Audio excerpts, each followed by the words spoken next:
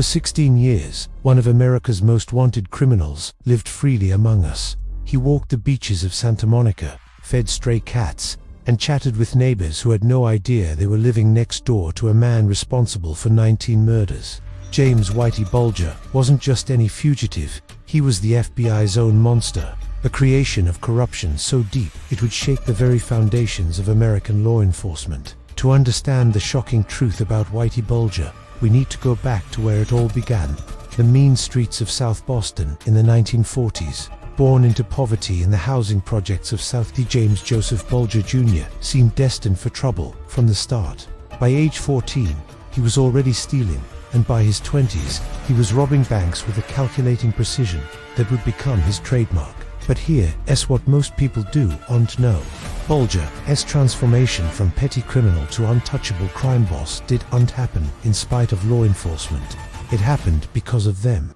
In 1975, FBI agent John Connolly approached Bulger with an offer that would change everything. Connolly, a fellow Southie native, wanted Bulger to become an informant against the Italian-American mafia. The deal seemed simple: information in exchange for protection.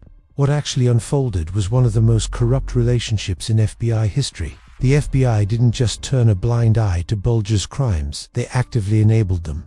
While Bulger fed them intelligence on his rivals, he was simultaneously building an empire of extortion, drug trafficking, and murder that would terrorize Boston for decades. Agent Connolly didn't just handle Bulger, he worshipped him. Childhood friends from the same neighborhood, Connolly saw Bulger as the king of Southie, someone to be admired rather than arrested.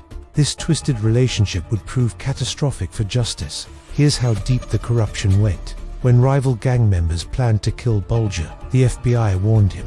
When witnesses prepared to testify against him, their names mysteriously ended up in Bulger's hands. When other law enforcement agencies got too close, the FBI steered them away. The most shocking example: in 1981, Bulger's gang was planning to murder businessman Roger Wheeler. Not only did the FBI fail to prevent this murder, they helped cover it up afterward. Wheeler was gunned down in broad daylight at his country club, and the investigation was deliberately sabotaged from within. But the FBI's protection came at a deadly cost for Boston's underworld. Bulger used his federal shield to systematically eliminate his competition. He would tip off the FBI about rival criminals, watch them get arrested, then move into their territory. It was a perfect system if you were a psychopath with a badge-wearing accomplice. Behind the FBI's protection, Bulger operated with impunity. His headquarters, a South Boston liquor store, became the nerve center of a criminal empire built on fear. Former associates describe a man who killed without hesitation and buried bodies like a suburban gardener plants flowers. The most chilling aspect of Bulger's murders wasn't their brutality, was their calculation. Take the case of Deborah Hussey, the stepdaughter of his partner Stephen Flemmi. When Bulger decided she was talking too much, he strangled her with his bare hands in the basement of a house, then calmly asked Flemmi to help dispose of the body. The FBI knew Flemmi was his partner. They knew Hussey had disappeared. They said nothing. Or consider Brian Halloran, a criminal who tried to cooperate with the FBI against Bulger.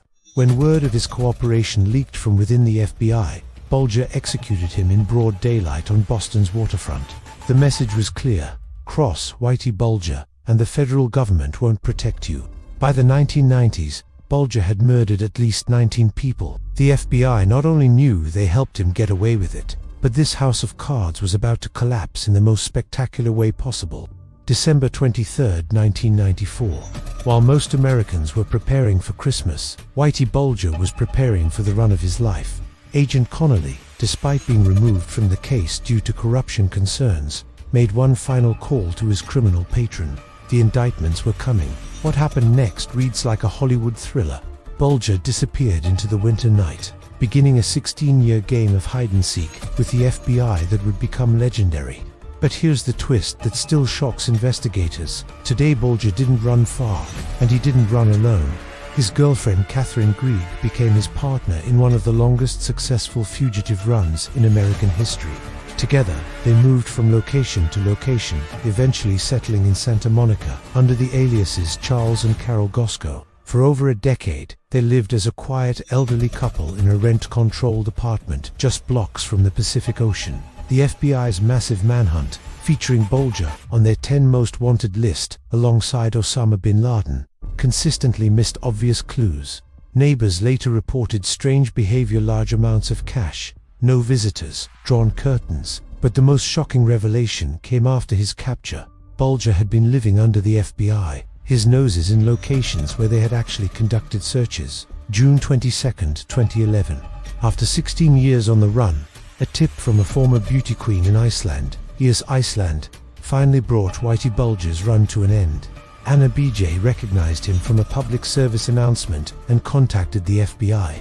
Within hours, federal agents surrounded the Santa Monica apartment where America's most wanted gangster was living as a harmless retiree. Inside the apartment, investigators found an arsenal that defied belief: 30 firearms, more than $800,000 in cash, and fake identification documents spanning decades.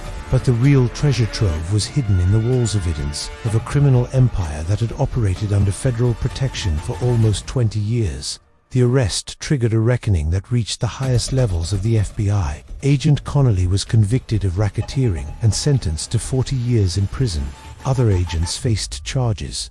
The Boston FBI office was essentially dismantled and rebuilt, but for the families of Bulger's victims, justice remained elusive.